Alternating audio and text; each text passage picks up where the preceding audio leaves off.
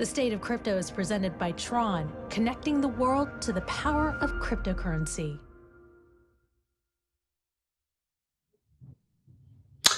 The House Financial Services Committee has a draft version of a potential landmark stablecoin bill.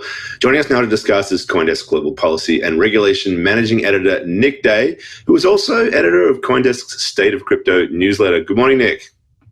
Hey, good morning and happy Monday. Happy Monday.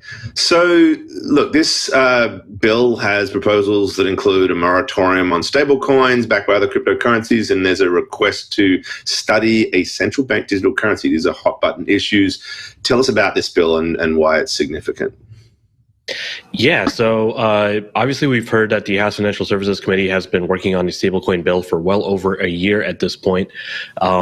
We've heard about drafts circulating amongst lawmakers, and what seems to have happened is sometime in the last couple of days, and potentially as recently as Saturday, the committee finally published a discussion draft for this bill ahead of a Wednesday hearing to discuss stablecoin specifically and stablecoin legislation. The bill itself has a number of provisions, basically just directing how stablecoins might be issued and circulated within the United States. Any issuer would have to either be a insured depository institution or a otherwise authorized non-bank fintech company. There are, requirements for, notifying the Fed and other regulators and seeking approval. Approvals are automatic if the regulators don't get back. So a bit of a difference from right now. As you mentioned, there are provisions addressing stablecoins that are not backed by fiats or other other traditional assets, but backed by cryptocurrencies. Basically calling for a moratorium and study. There's a call for a study on on central bank digital currencies. It's very comprehensive, and it's something we've been keeping an eye out for months at this point. That moratorium on other cryptocurrencies, is that a reference to algorithmic stablecoins? Is that the sort of thing that's now excluded from this, or is it a whole separate structure?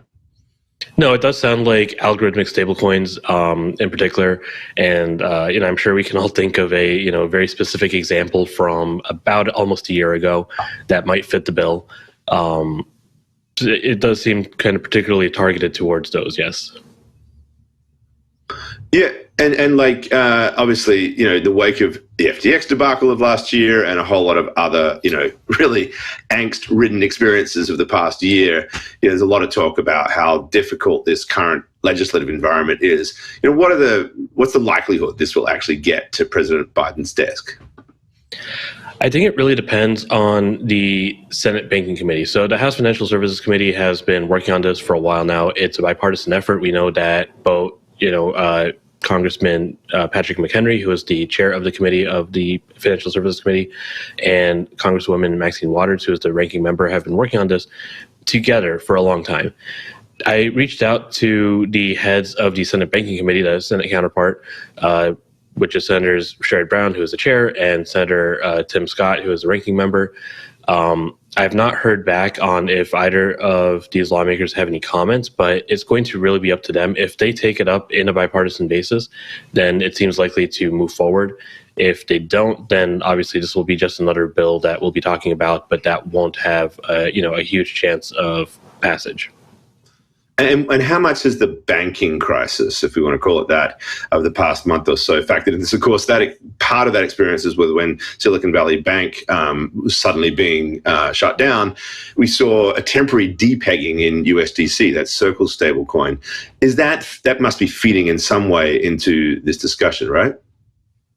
I imagine it will come up during the hearing, but I did reach out to Congressman McHenry's office over the weekend, and they said that this is actually the same draft that was circulating last fall. So the draft itself, at least as it's written right now, predates anything that happened this year. But I have to imagine it's definitely going to come up. And, in particular, again, the provisions are very specific about who can issue a stablecoin that's circulated in the U.S. And while Circle, I think, might be unimpacted by this, the implications are that other stablecoin issuers such as Tether might have a harder chance of, continuing as is.